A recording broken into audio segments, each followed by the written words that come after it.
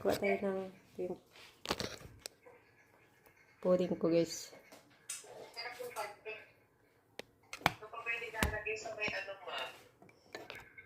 Meine Mutter hat viel gekocht diesmal, Schatz. Letztes Jahr hat nicht viel gekocht. Meine Mutter hatte heute viel gekocht. Vergleich von letztes Jahr war sie faul, will sie nicht kochen. Ich hat sie viel gekocht. Für meine Mutter und für wir beide, ne?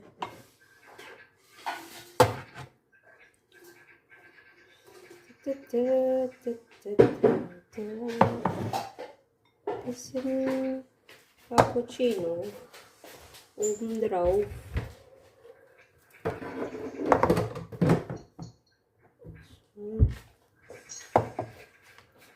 Ups, rein. 5 Minuten, Schatz? Ja. Ja. Tapos kakain na rin kami, ma.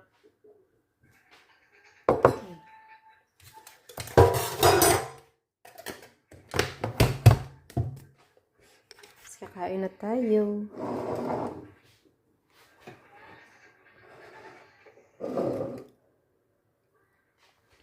Ito yung grapes ko. Ay, yung aking cherry. Lalagay ko dyan sa taas. Sa ating pudding. So, marami akong natira nito. I decided na gagawa tayo ng pudding.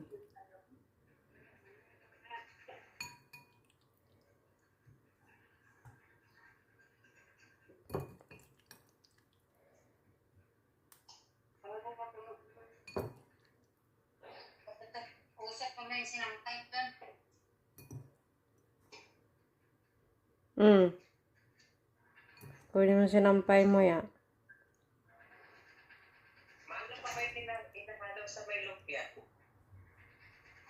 Cabbage.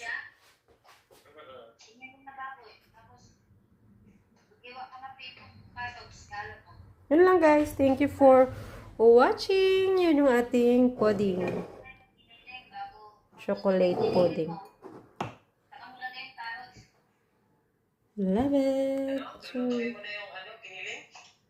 Bye, guys. Thank you for watching once again.